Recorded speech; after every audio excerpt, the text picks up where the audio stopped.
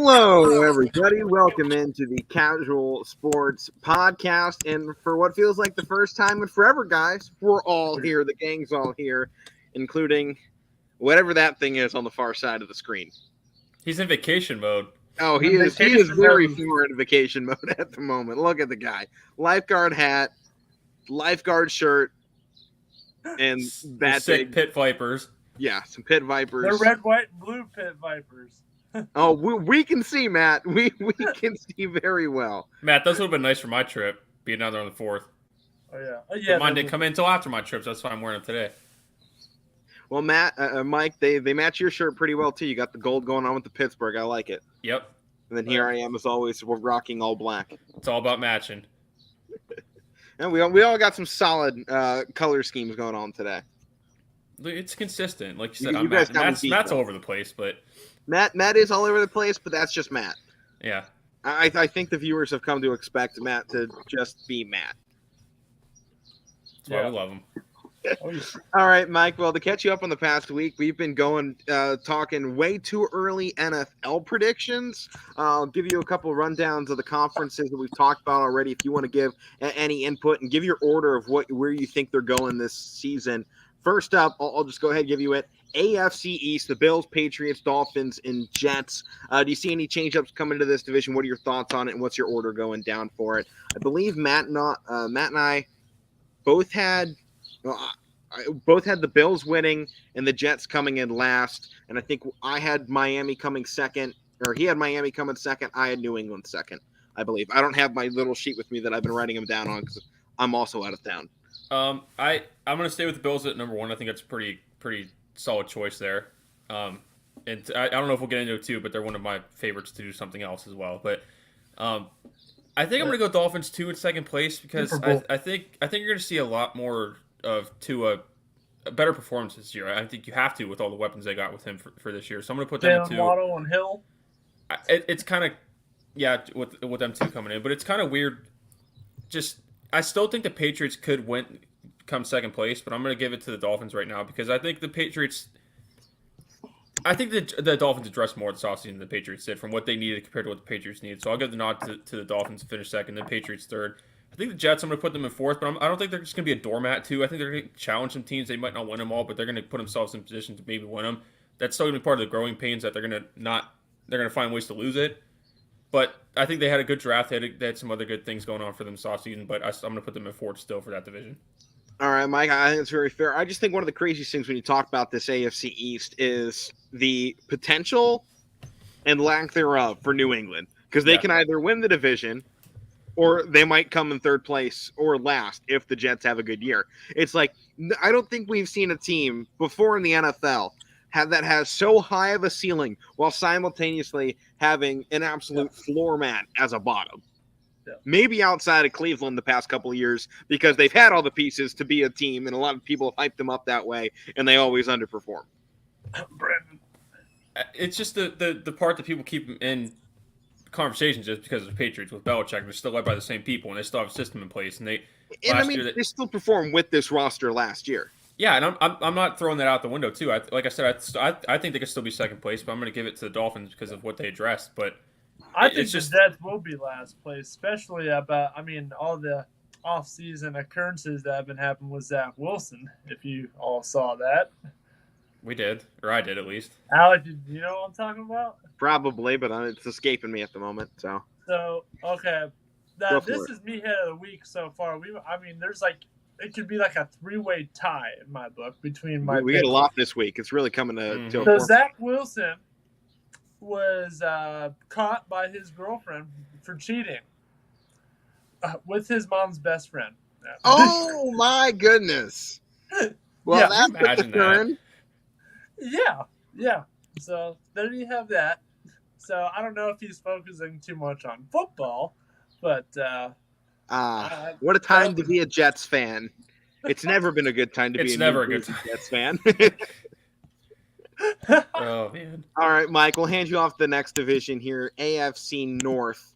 I have the Ravens winning, and Steelers coming in second, or pardon me, Bengals coming in second, Steelers in third, and my Browns in last place of the division here. What are your thoughts on it, Matt? I think you had almost the same. I think you had Steelers in second, though.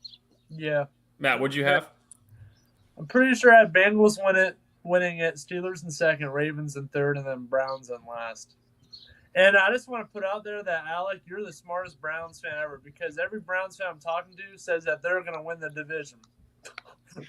My only thing with winning the division, one, there probably is a good enough team, yes, to win it. I would say the Browns have the potential I'm there to win it, but the likelihood is they're the floor mat of the division yet again, because that's where we always are. And you look at the other quarterbacks in the division. Joe Burrow was just in a Super Bowl, had an amazing, really rookie year.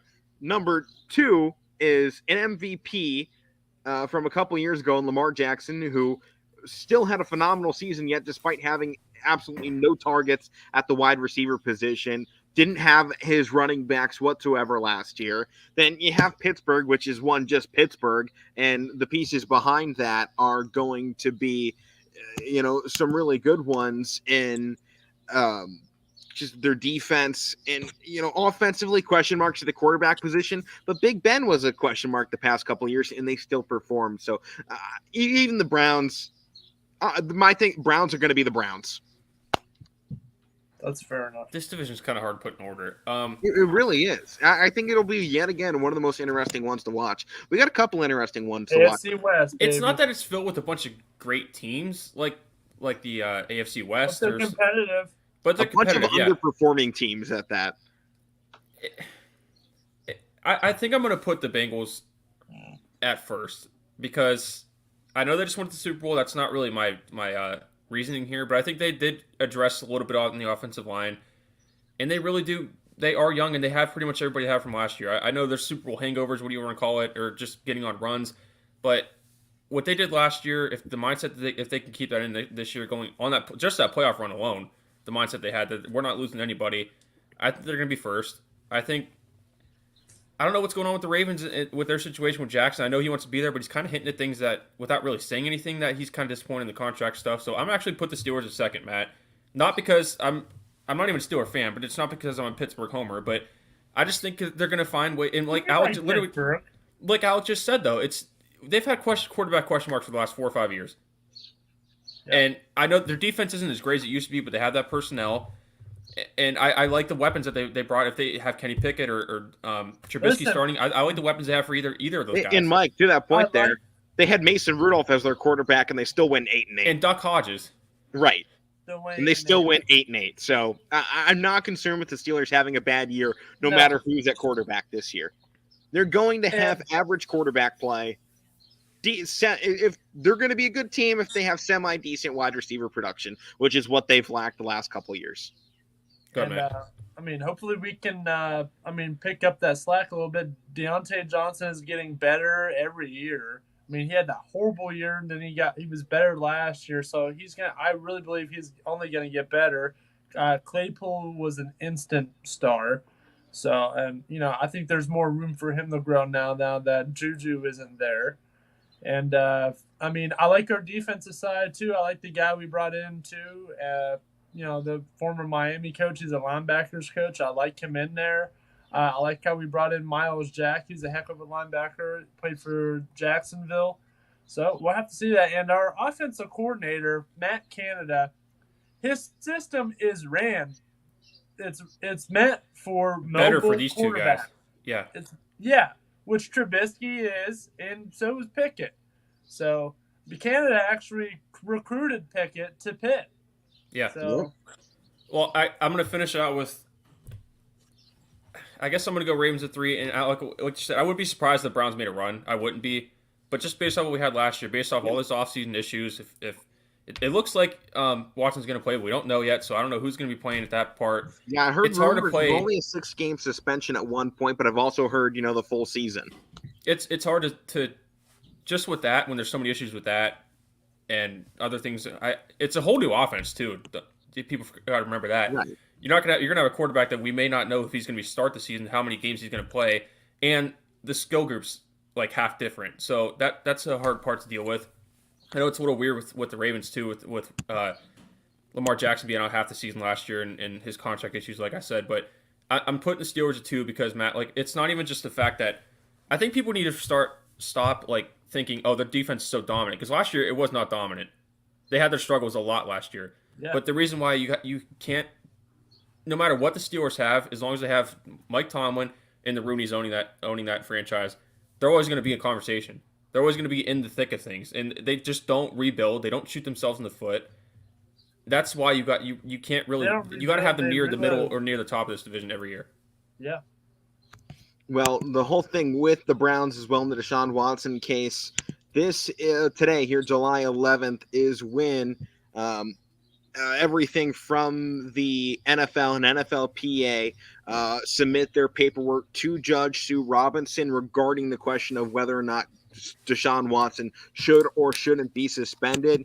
And that should take about 10 days to a week for all this to come out. So when we're coming back here, end of the month in July, getting ready for high school football around the corner in 2 Mondays from now, that's when we're looking to expect the outcome of this decision. And at that point, you're getting ready for August. Teams are going to be already in camp, getting the offenses ready to go.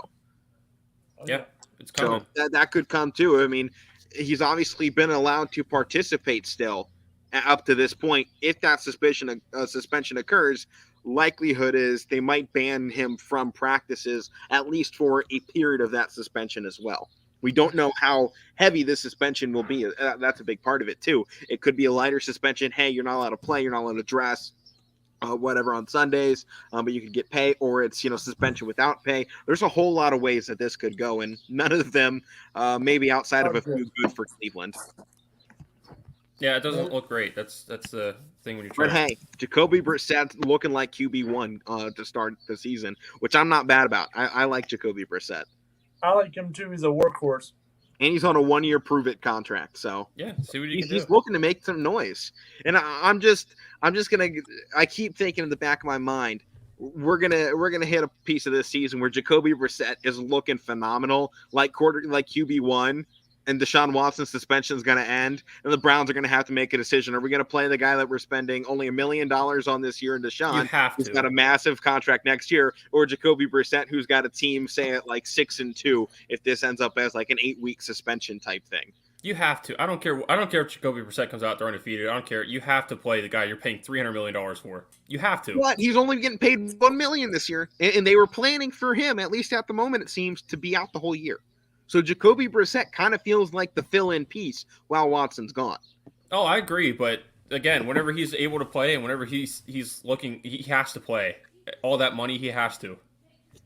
We'll see, but I think it's going to put the Browns in a tricky spot, especially if you put Deshaun out there and then they start losing games. Then everyone's going to be calling, all right, one, why are we paying this guy this money? 2, let's put Jacoby Brissett back in, which they won't do at that point. And once they finally do, it's going to be too late because Brissett will be out of his rhythm, and Browns will finish off the season at like 6-13 or 6-11. It's gonna. You already know it's gonna happen. Yeah, it's gonna be the most Browns thing ever. I'm already getting ready for this disappointment from Cleveland. No, he's gonna come out and play very well. He's gonna. Let's say he's suspended for 6 games. Watson. He comes out and they're like 4-2, and he's playing great. You already know it's gonna be a conversation because it's the Browns. Yeah. The Browns always have controversy. The Browns are the best at brownsing it up. Let me ask you this before we move on. Who do you think makes more like bad headlines, like storylines, like drama? The Browns or the Cowboys? Browns. You think? Yeah. Pittsburgh was there too for at least the Cowboys have minimally more success than we do to talk. Not many. Pittsburgh was there too.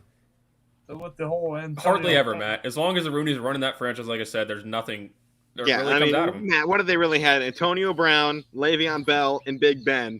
Really the only problems we've heard out of them in the last 10 years. And Antonio Brown wasn't even their fault. He just lost it. Yeah. And Le'Veon Bell didn't even do anything, really. He just wanted money. I mean, other than that, he's not like an idiot like Brown is, but... Like Big Ben. Yeah. Big Ben, great on the field, awful off the field. All right, we'll move away here. AFC West, Mike, Kansas City, Las Vegas Chargers, and Broncos. Raiders.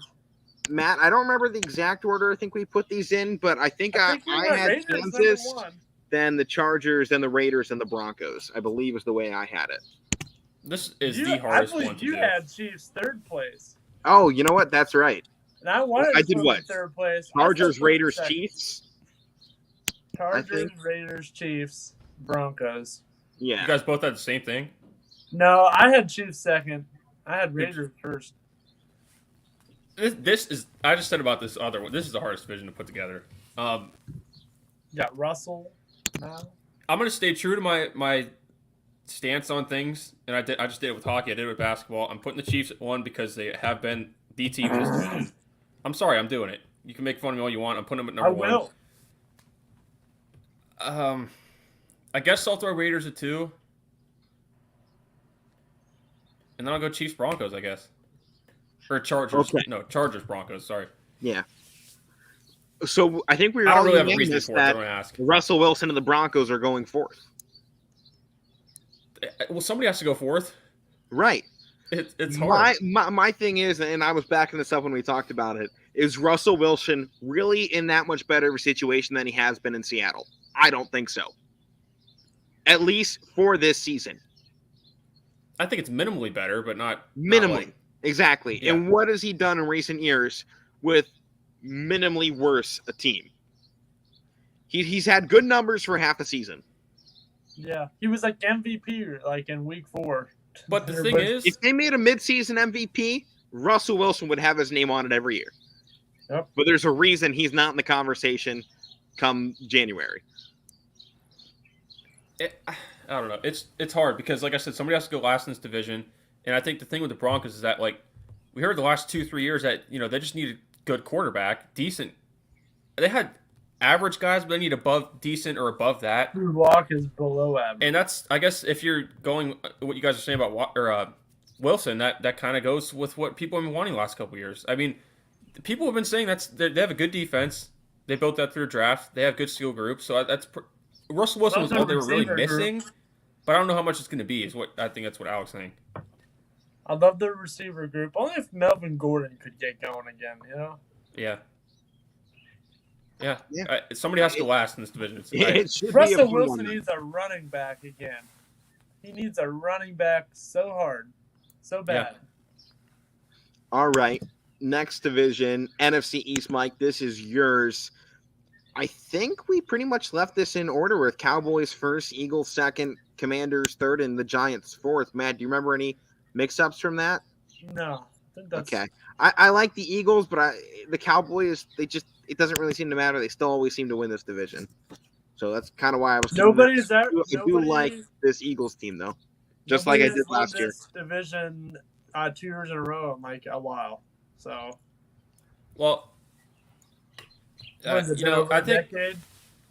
like I always try to tell you guys, I'm the most realistic Cowboy fan you'll probably find. I'll call them out when they need it, which is a lot. Pirates fan.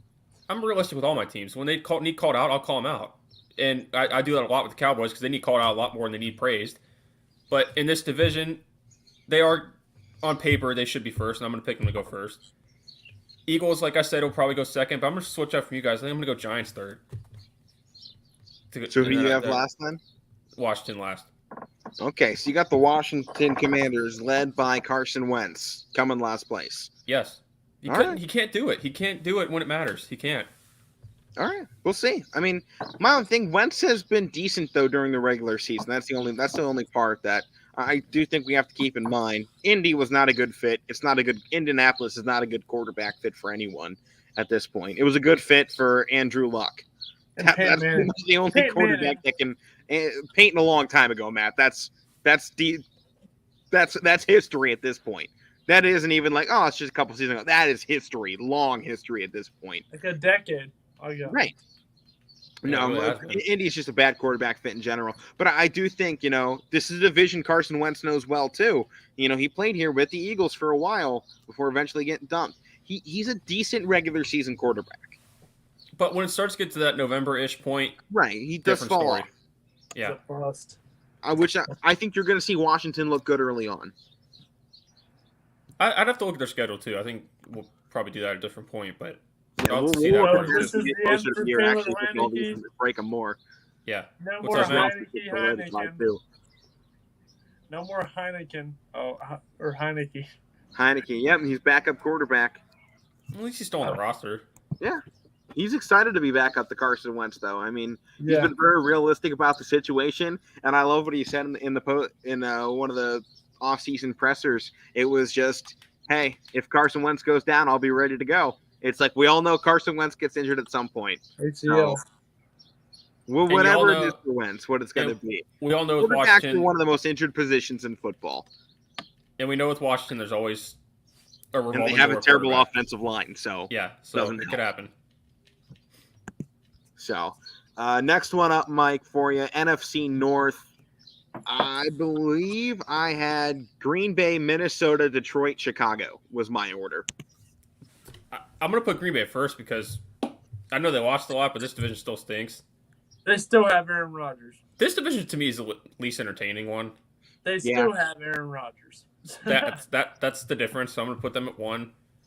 And I do kind of I know Alan Lazard is not Devontae Adams, but I think he's going to be a decent option for them at number 1. Now they have Alan Lazard. Yeah, and they got Randall Cobb back too, and the chemistry's already there. And they signed Sammy Watkins as well. Yeah, so I think they have a more balanced receiving group now. So I'm going to go them at number 1. I guess Vikings at 2. Screw it, I'm going Lions at 3, Matt. Why not? I was here last year at the end of the year saying that I know they had a terrible year, but I thought they were looking a lot better. I thought they were building something. I thought they were one of the teams I thought this year had a good draft, so I'm going to go them at 3. I think I'm going to put Bears at 4. I think DeAndre Swift will have a breakout year. What's up, Matt? I think DeAndre Swift will have a breakout year. And he's been getting better and better. And he's had good numbers.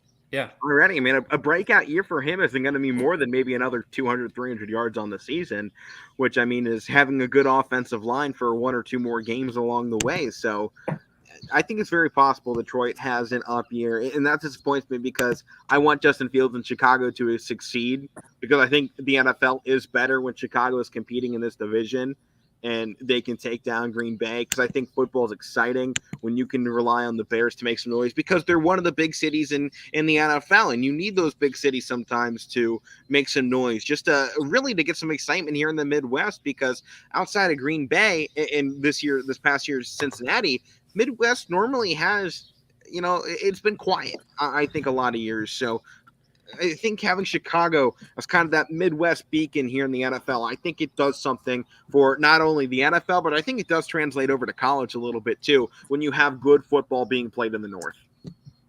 Yeah, and Green Bay and the Bears are one of the biggest rivalries, oldest rivalries there are in football and in sports overall. But so when you have that going on, Alec, you're right.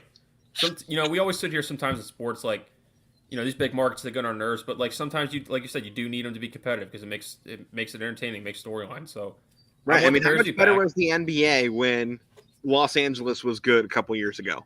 Yeah. I mean, it was fun to watch. It became must-see basketball because it was who's going to catch that LA team, or how about the Knicks making the playoffs a couple years ago? People were excited, and it brought in more fans to the sport. And that's one thing where baseball, I think, has been a little bit more popular this year because the Yankees are finally the best team in baseball, like they should be, and we'll get to more on them a little bit later in the show. Boston.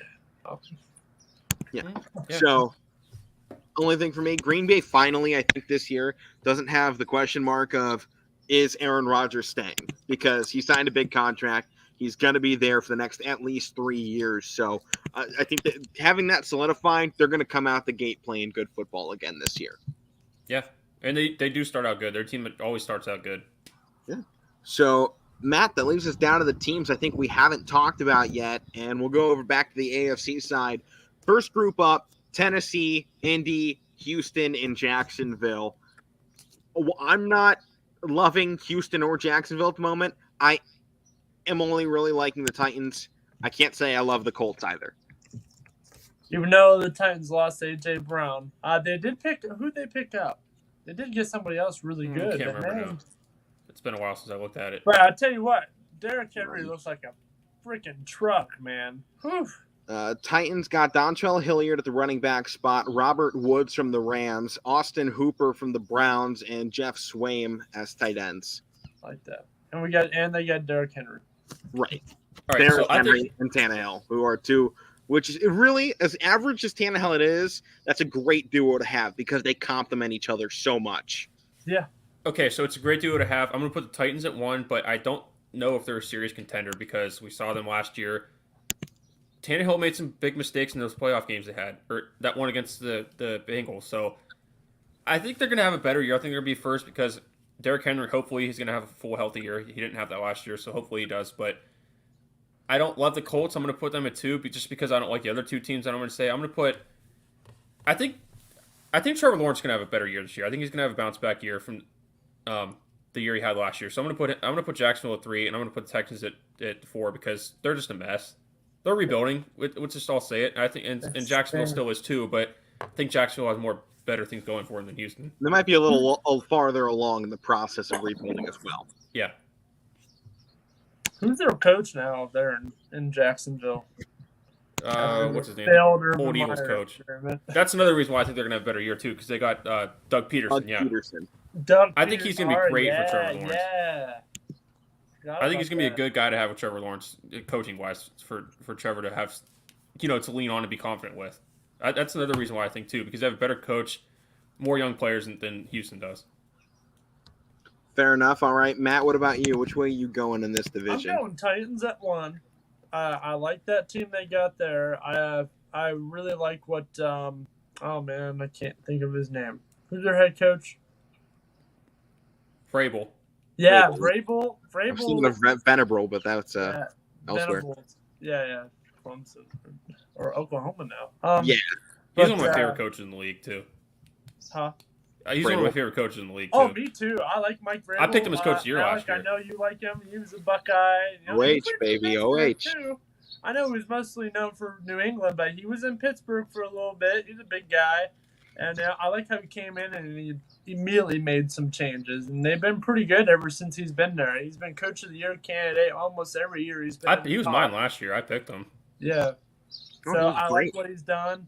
And, man, I've seen the workout videos with Derrick Henry. The guy looks like a Mack truck. Like, he's ready. He is ready. Derrick Henry needs to get a Super Bowl. We haven't seen any of these big running backs get a Super Bowl besides what? Like Marshawn Lynch got one. Or be in one. Back in the day, Bo Jackson was gone he was out of there. Earl Campbell, all gone. Never had a Super Bowl. I'd love to see. Even Eddie George didn't have a Super Bowl. He was in one, but he didn't win it. I'd love to see a big name running back like Derrick Henry, who's the leader of a team, take his team to the Super Bowl and win it. I want to see that. I'd love to see that. Yes, I agree. Yeah, definitely. So, Matt, you had Tennessee number 1. Who's number 2? Number 2. It's kind of tough. Who else is in this division? Colts. Indianapolis, Jacksonville, and Texans. All right, we'll go Colts, and then we'll go – I like Jacksonville there, and then Houston. They stink. You're going same as Mike here. I'm going to go same number 1 with Tennessee, but I don't know. I am not liking the Colts. Quarterback Nick Foles. They brought in Matt Ryan. Matt Ryan. Yeah. Oh, it's Matt Ryan. Well, I'm just saying, Nick Foles, your backup. Starting quarterback is going to be Matt Ryan, which I didn't love in Atlanta. I thought he was extremely mid in Atlanta. Then, quarterback position is going to be running back position is going to be fine for them. They also brought in Phillip Lindsay. I don't love their wide receiver core.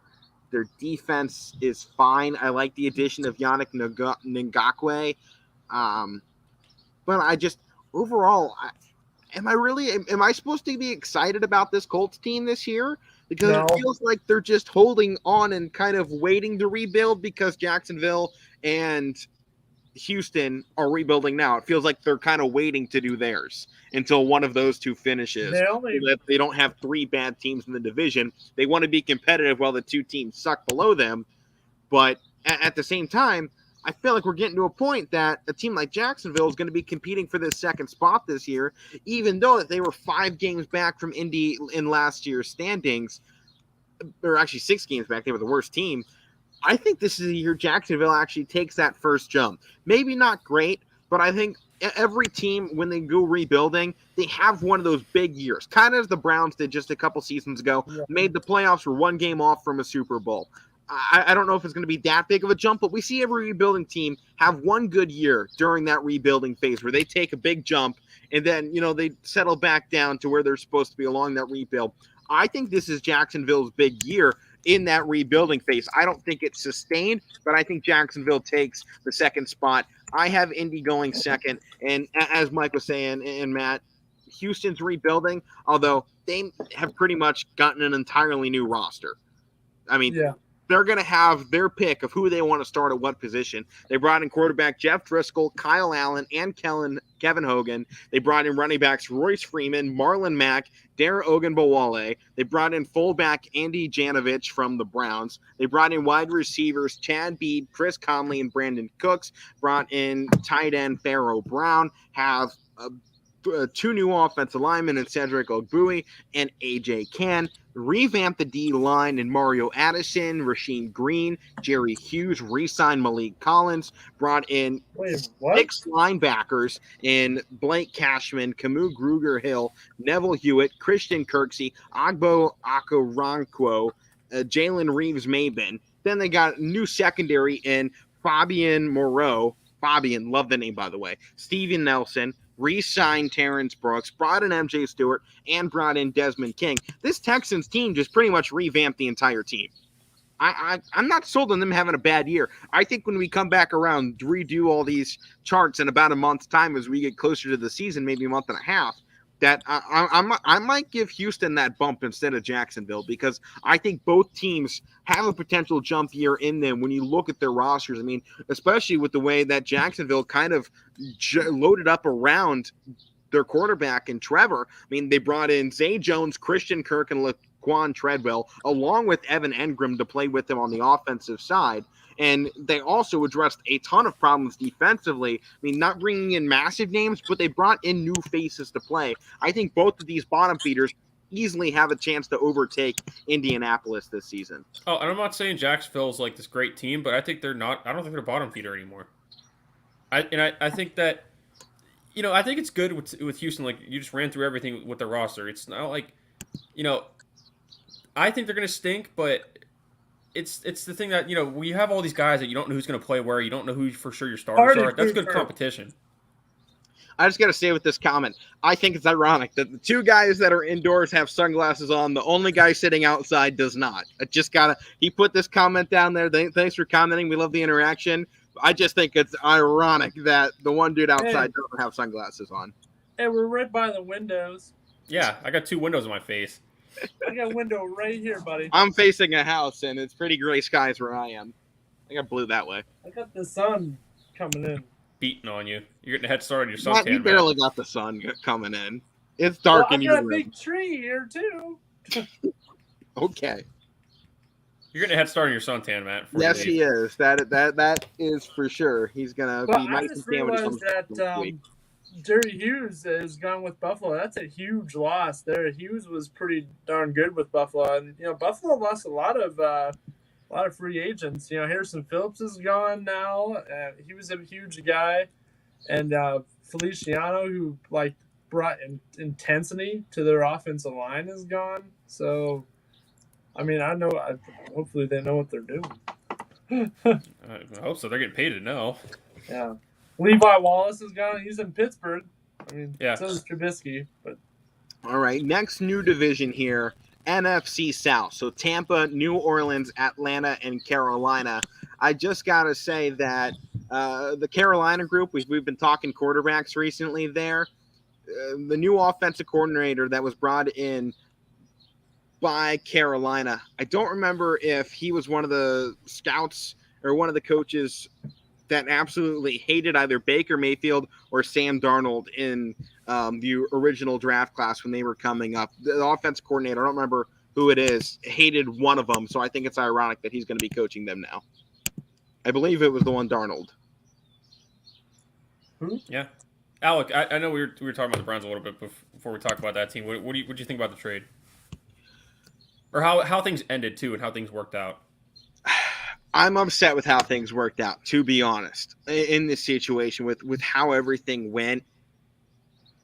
But at the same time, if you're going to be stagnant in the NFL, you won't win. And this was the Browns' move because all the reports coming out, Baker was toxic in the locker room, toxic to be around, uncoachable, which comes out after on every guy after they leave a team and get traded in this way. Everyone always goes, oh, well, they were the problem. They aren't always. But at the same time, I understand the Browns' mindset. Everybody, every fan, and a lot of players around the NFL and fans in Cleveland and around the NFL, the entire last year, were all like, it's time to move on from Baker. And, you know, credit to the Browns, whether this ends up being a good thing or a bad thing, they listen. They listen to the fans. And at the end of the day, for me, what more can you really want from a team than to listen to the fans? Because at some point, you have to realize this is a business and the fans pay your bills. And if the fans don't want somebody there, they're going to make themselves known, and eventually it's going to come back to hurt you. So at the end of the day, you have to be the one to move on before those numbers start declining on their own. Make the move, even if it only sells tickets for a short time. Another thing is, and this goes in every league, it's win now. Stop, oh, we're going to win in 5 years. You're not going to win in 5 years if you're not trying to win now. Browns are trying to win now because the last 20 years, they have been, oh, we'll be there in 5 years. We'll be there in 5 years. The 5 years is up for them. Yeah, they were there. They competed and they fell right back off. I think they finally hit a mindset. We're not building for 5 years away. We have a team that can compete now. We're in an NFL that we think we can compete in now. And that's why they made a move for a quarterback like Deshaun Watson, because they want somebody out there who they believe can compete with the highest level of quarterback play in the NFL. And according to NFL GMs and owners that was put out just this morning, Deshaun Watson was ranked the number 9 quarterback in the NFL, despite not playing in over a season. If that number doesn't stick out to you in general, that it's not just, you know, fans that are saying Deshaun's a good quarterback. It's the owners and GMs around the league. That's why it costs so much for Cleveland to get him. So as much as I hate the move for bringing in a guy like this, I understand the move. I may not like it. I may not agree with it, but I understand it. Well, here's my thing. I understand it too, like what you're saying, but I remember having the conversation, I think, with you on this show at the end of the year, and I know you'll probably still agree with this, is that I think the Browns, again, if you have an opportunity to move on from a guy you think is, whatever you want to say, average, slightly above average, and Baker, whatever you want to say, if you have an opportunity to move on from that and get a guy like Deshaun Watson, yes, you do it. But I think, and again, this is the part where I think me and you were talking about, I think the Browns in this part, and especially Browns fans, more than so than the organization, got greedy. Because the last time this guy was good, they were a win away from the AFC Championship game. Yeah. And they had the best season that they've had in our lifetime. And again, I think Baker's average. I don't know what he's going to do in Carolina. I would like to see him maybe bounce back, maybe win that job. But we don't know that. We don't know that for sure. And he's kind of in that same boat as Sam Darnold, that guy he's going to be battling with. But it was a weird situation. It was a weird breakup with them. But that's just the thing that sticks out with me. And I hear everybody talk about it, that Browns fans have to just relax. I know that the organization is pretty much saying, you know, we want to improve more. We want to go for the Super Bowl. And again, I love that. I wish a lot more of my teams would do that. I wish the shirt I'm wearing right now, I wish this team would listen to the fans, but they don't. But again, that part of it I love. But I just think that a lot of that is the part of it because people have short memories. And they're quick to forget that the last time this guy was healthy, he took you to places you haven't been in our lifetime. I think people are, you know, as you say that, I think they're quick to forget the bad years in terms of the good. Because, Mike, as a Cowboys fan, you've had a lot of titles as a team. Maybe not in your lifetime, but I've seen good teams. Right, but you've seen good teams. And I think you, as a fan, remember those good years that you did make the playoffs and you had success more so than the years that you didn't make the playoffs and you were in a terrible division where the team that got into the playoffs didn't have a winning record. I think you're more likely to remember those good seasons than the bad. But Cleveland has enough bad seasons that if this is another one, it's just another season in a history of. Hold on, Matt. I'll end it with this part of it though, and then Matt can say whatever he wants. Okay. I know the Browns were once this organization that won a bunch of titles, No, they were not. That team is playing in Baltimore, and I will stand by that till the day I agree with that, but okay, whatever. But I'm just the Dallas Cowboys again. The Browns are I know they're expansion now, but the Browns are an old time team, not this current one, but they've been around. The Cowboys are the Cleveland Browns are a historic team. Even though the Cowboys have not won a title since '95, they've only won 3 or 4 playoff games. They've won a couple division titles. You still go into the mindset every year as a Cowboy fan, and again, I'm not one of those stupid delusional ones, but you still go into the season every year with the mindset we're going to win the Super Bowl. Yeah, the Browns don't have that. Exactly. So I know I've had teams in my life that, Tony Romo had some good teams, but they couldn't win. Dax had some good teams. I know I remember those teams, but like as Cowboy fans, you don't care about that. And I know it's different because I like the Cowboys and I like the Cavs and Pirates, who are 2 smaller market teams. But when you are a Cowboy fan, you want to win Super Bowls. You don't just remember teams because they won 1 playoff game. Right. No. But here's my counter to that. As you were just kind of saying, the Cowboys, every year you go into the season with expectations over Super Bowl. Whether they have the Browns fan, the last 22 years of my life have gone into this season expecting last place. Yeah. So why not make the move? If I'm coming into the season expecting to come last in the AFC North, which is a realistic expectation, even with a good team, why wouldn't I make every move possible to be better? I don't argue that at all. With this move that makes sense for Cleveland. We came in, and you look at the 3 teams fighting for third place. I think in a lot of people's minds, Cleveland's fighting for third place with Pittsburgh this year, which isn't saying much considering Pittsburgh doesn't really have their quarterback set for the season yet, which neither do the Browns. But if you're in the front office for Cleveland, would you not make the move to bump your team up to a chance to win the division? That's what the front office saw with the move to Deshaun Watson outside of Baker. Baker gives you a third-place finish. I don't care what he did 2 years ago. I care what he did last year. This is a win-now league. I don't care about what you did 10 years ago. And Matt, I'll stick up for you here, too. Aaron Rodgers sometimes. His MVP is good, but if he didn't have the MVPs, he wouldn't be considered a good quarterback because he hasn't done anything in a decade in the NFL outside of those MVPs, which is why we still call him good. But the longer somebody goes without accomplishing something in this league, the more they get just trampled on. And that's why a guy like Tom Brady has stuck around so long, and he can play into his 40s because he keeps winning. If Tom Brady had a bad year at this point, he's done. He can play into his 50s. As long as he keeps winning. And that's the thing. Baker Mayfield didn't buy Cleveland wins. Maybe Deshaun Watson won't either. But that is a chance I think a lot of people are willing to make because our expectations are only here. If we accomplish here, oh my goodness, I'm happy. I'm not expecting a 500 season out of Cleveland any year. My bar for what I want to see accomplished is a 500 season, something the Steelers have had the last 20-plus years. That's where I was going to go. That is above expectations for Cleveland, is to be the bottom minimum that Pittsburgh has been at. I'm fine making the move. I don't necessarily like who we brought in because of all the baggage that goes with him, but I like the move because it finally showed the willingness to buy in. We have a team like the Guardians in Cleveland that won't buy in, and it's one of the most infuriating things sometimes in sports when you don't have a team that's willing to buy in, Mike, as you were saying with your Pittsburgh Pirates. Nobody knows it more than I do. Into what they're selling. The Browns, I think, for the first time in my memory, went out there and got a guy they think can succeed at the quarterback spot. This is the first time that we're going to be starting a quarterback as a realistic quarterback one that we didn't draft in a long time. I mean, we've had guys that we've brought in that were experiments, but none that were at the caliber of top 10 in the league. The Browns have never had a top 10 quarterback. Listen, dude, I know this morning, again, the guys they brought in weren't as drama-filled with Deshaun Watson, but like you said, I remember when I was younger, before the Pirates went on those playoff runs, when they signed Russell Martin and A.J. Burnett, I almost fell out of my chair because that never happens.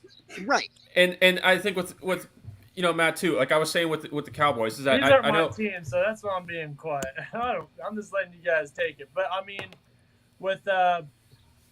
just imagine if the Browns never moved, and just imagine if they made the right call with the Dez Bryant catch. What kind of world would we live in? Because I really think that Romo team with Bryant could have taken down Russell Wilson and the Legion of Boom. That was probably the best team Romo had in his tenure. Well, guys, We still have to go back to the NFC We South. gotta go We talk got about way the off Atlanta track with Falcons. Baker Mayfield and Browns and all that. We gotta go Let's talk get about to it. Desmond Ritter. Let's not. NFC You South. love him. Tampa Bay Buccaneers, New Orleans, Atlanta, Carolina. What's your order? I'll go first here since I've pushed it out to you guys for the other ones. I'm actually gonna call New Orleans the best team in this division. I like Jameis Winston, and I think a lot of people forget how talented of a quarterback he really is. I mean, I think it takes some level of skill to lead the quarterback and to lead the NFL in both passing touchdowns and interceptions. Most quarterbacks don't even have that many attempts to get anywhere near those numbers. When Jameis Winston is at his best, I think we do have to remember he is one of the best quarterbacks out there. The question is, can he return to that form? That I don't know, but I think he has potential. And as much as this one is kind of a crazy one to me, especially with how much I've supported him in his late stages, I'm going to have Tom Brady's first fall off be this year. His retirement, non-retirement, I think kind of hurt. And I think there's going to be some ill feelings on the team. I know a lot of people are going to be glad to have him right back in the mix, but I do think at some extent there's going to be, I don't know, some sort of rift right at the start of the season that makes his team stumble just enough, not fall down, stumble, and allows a team like New Orleans, who I think can have a good season, to jump up over them, especially with the addition of Olave into that wide receiver core. Love that. I'm going to have Carolina coming in last, so I got Atlanta third. I don't like either team, but I don't trust Baker Mayfield, Sam Darnold, or Matt Corral to lead an offense in Carolina that has shown no promise of being good, especially when it seems like Christian McCaffrey can't stay healthy, and he doesn't really want to be there. You can throw him in the non-trust either. He's great when he's playing, but he doesn't play. When's the last time he won a full season? I don't remember. Maybe. So Matt, give me your order here in the NFC North, the NFC South. Okay, so NFC South. Here we go. I'm gonna go with Brady again. Now Brady's Brady until he's not. Okay, right. So I'm gonna go Tom Brady and the Buccaneers there. I do like this Saints team in second. I think Jameis Winston. He's got a little bit more weapons around him. I mean, you talked about the receiver group. Hey, you still got Alvin Kamara behind him too, and they will have Michael Thomas back this year too. And I love Chris Olave. I know you love him, but I like him too. How can you not? I mean, Olave is one of those guys you have to watch. I mean, okay, yeah, I know, but I mean, there's a reason he beat us every year, Mike. I'm just saying, he's good. I'm not saying he's bad. I know. I'm just answering Alex's question. I like the way there. he plays, you know. And I mean, you're gonna see those. Get used to it, because we're gonna see all those Ohio State receivers. They're gonna be surrounded, spread across the whole league. I do want to put this disclaimer out here. There's more coming. I do want to put this disclaimer out here, though, with Ohio State wide receivers. How many of them have really stuck around and made it on a roster? They get one. One of their guys in their group can normally make some noise. But remember, wide receivers 2, 3, and 4, if they ever go to the draft with number 1, they do tend not to stick around. And I do want to put that a reminder out there. As a Buckeye fan myself, I think Paris Campbell was supposed to be that guy along with Terry McLaurin. Where is he now? Yeah. McLaurin's still in Washington. McLaurin, yeah. But Paris Campbell that went along with him. Where is Paris Campbell? Last I know, he was in Indy, but they didn't like him there. Okay. But I think McLaurin's going to have a breakout year in Washington, too, with his new duo, our buddy, our Dotson in Washington. That's going to be sick. But so I got Brady and the Buccaneers in first. I got Tampa Bay. I like this Atlanta team. I like Marcus Mariota, and I like how the first and second pick of the 2015 draft are in the same division too, with Mariota and Winston now. So I like that. Mariota hasn't started in a while. He's been on that Raiders team for a couple of years. He hasn't seen the field, so hopefully he can get going again. So I do believe he's going to be started, because I don't think they're going to put Ritter in. Should be an interesting one that we'll get more word on. Or Felipe Franks. I do like their receiving class, too. They picked up Drake London, and they got Calvin Ridley in there. Wait, maybe they don't have Calvin Ridley, right? Didn't he say he was taking a break or something? Something going on with that. Either way, Matt, give me your order here. You got Tampa first. You going then Atlanta in second? No, I got Atlanta in third. Okay. I got the Saints in second, and then I got good old Baker back there in last. What about you, Mike? Are you going the same as Matt there? I'm going to put Tampa 1, Saints at 2. I think the Saints have a better chance maybe to win the Super Bowl than the Buccaneers do because, I mean, Chris Godwin has that knee injury and everything. So I'm going to go Buccaneers, Saints. I guess I'll switch up the bottom because I think Carolina and Atlanta are kind of the same. I'd like to see Baker maybe win that job out and maybe get a few more wins for that team. So I'll go Carolina and then Atlanta. All right, well, that leaves us one final piece to talk about here with 10 minutes to go and 9 minutes to go in the show. And fortunately, we're not leaving ourselves very much time. So how about we leave the NFC West to pick up on tomorrow's show, and we'll finish off the show with a little bit news elsewhere.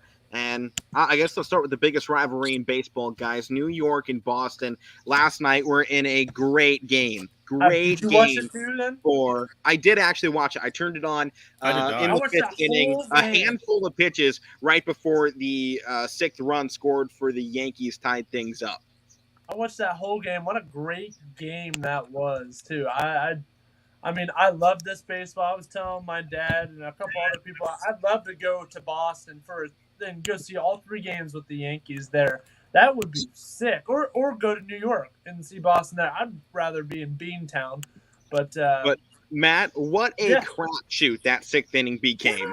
Aroldis Chapman gets put on the mound, and first guy up there puts an easy fly ball into right field.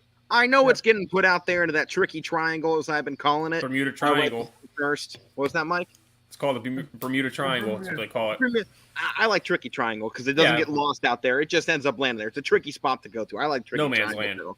Right. No, whatever you want to call it. DJ LeMahieu is waving off Aaron Judge, arguably one of the best right fielders in all of baseball.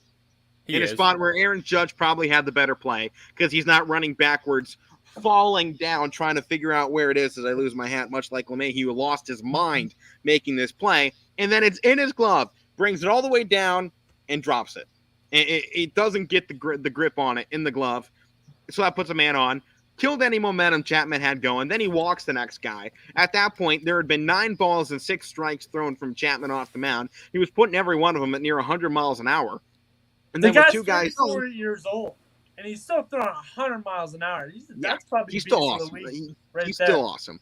I love. You're giving Chapman Beast of the Week. All right, there it is, right there, folks. Beast of the Week. Aroldis Chapman.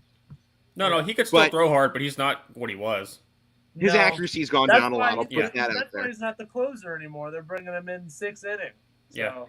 This is only the second time in his career he's been put into the 6th inning. And the broadcasts were saying it. He needed to be out there in the 6th inning. That was the guy they needed to put in the 6th inning because you need a closer-esque guy to come in such a tight ball game when momentum's going your way. And then with guys on first and second now, DJ LeMahieu makes the exact same mistake, but now is calling off his center fielder, who now has completely blanked my mind, but another all-star level center fielder, and drops the ball again. Who was their center fielder? Was it Aaron Hicks? Yes, Aaron Hicks. You got Stanton and left, Hicks, and then Judge, right? Yeah. Sometimes, Sometimes they switch. Yeah. And so LeMahieu completely ruined any momentum. You're then going, and I think they only ended up getting 1 run out of this inning. They led at 76. And then in the very next inning, another routine ball in the infield. Anthony Rizzo drops it first. It hits him. I was laughing. Right in the wrist. And I was just like, I turned on this game, and there's these big home runs, and the ball game gets tied from the Yankees side. I'm like, man, I picked a pretty good time to turn this game on. And then everything went to crap. I turned it off in the night, like right at the end of the 9th inning. I was like, what did I just watch? These were the 3 wild innings. The beginning of the game. No, I didn't see the first couple innings, but I was like, oh, well, this is a good game. I'll throw this on. Yankees had a 4-0 lead, and then here comes Cordero homered, 421 feet. Trevor Story scored on that one, and then right back goes the Yankees, hits a 2-run home run with Carpenter, making it 6-2. And then here comes Vasquez, who was awesome last night. Vasquez homered in the 3rd. Then he homered in the 5th too, and that made it 6-4. And then good old JD Martinez tied it up with a 2-run home run. And then that's where we put it in that 6th inning, where they just kind of went away with it. It was mostly that 6th and 7th inning that they killed the game. Yeah. But Matt, I'm actually going to throw out here a different beast. I'm going with the extra S on the end of this plural for of the week. I'm going to give this out to the Contreras brothers. William and Wilson became the first brothers to start in the same All-Star game in the last 30 years in baseball. So I got to put it out to the Contreras family for putting two beasts into the league. It was first site on first thing that popped up on MLB.com today. And one of them's getting traded too. Well, Wilson. That's not on them. But no, it's not. Final thoughts here on the show. Did you guys see what Scottie Pippen said last night during the Lakers Summer League game? All right. So for those of you that didn't, he was asked the question, does he think the NBA right now, if he thinks the players in the NBA right now are better than when he played, and he said in a confident answer, yes. And then his reasoning was, back in my day, you didn't have to shoot the ball. All you had to have was muscles. And you were considered a good player. And I think that's a fair statement. Yeah. Michael Jordan might put up the same numbers today, but I think he'd be regarded as a James Harden or Russell Westbrook-esque player if he played today. Because of the fact Jordan never shot the outside shot. He was not a three-point shooter. Maybe he'd be a different player today, and obviously he'd still be great either way, but I don't think he'd have the same high regard as if he played now as if he did back then. Because the league has changed. I think we talk more about this tomorrow too. Definitely. I think it's an ongoing conversation to have with the NBA. But any thoughts here to carry over into tomorrow, Matt? I'm gonna try and be on tomorrow, but I like my Guardians getting on there. Class A is our pitcher. No, I meant on the Pippen situation here. Oh no, not really. Okay, Mike, any thoughts there? I don't think he's wrong. I don't think what really anybody says in this debate's right or wrong. The easy thing to just sit back and say is it's two different eras. I think that's the most simple thing to say and the easiest thing to say. I mean, everybody has an opinion. People are just going to pay attention to him because he played in that era. So yeah, right. He played in that era. Now his son is playing in this one. So I do think he has kind of both sides of the coin to look at. Pippen Jr., man, woo! He was playing well last night. Yeah. Sharif O'Neal was not, but Pippen was. Sharif O'Neal, he had a monster dunk, but. Forget that, man. I've been watching the Cavs Summer League, Matt. Yeah. I'm trying to watch it tonight. What about Chet Holmgren's 6 blocks and everything? What about Luke Travers' 5 blocks? I mean, come on. The dude's got the long country style hair. Looks like he's probably going to be stashed away in He's going to be playing overseas this year, though. Yeah. He's going to be with the overseas, and then he'll probably play with the Charge next year. Like they did with Jetty when he was younger. Yeah. All right, folks. Well, that's going to do it here for the Monday edition. Matt, have a fantastic vacation, man. It's going to be Mike and I going on here for the rest of the week. We're going to try and bring you stuff every day, though, on the network. Power Hour coming up next, folks. That does it. I'm Alec. That's Mike and Matt over there. We'll see you tomorrow.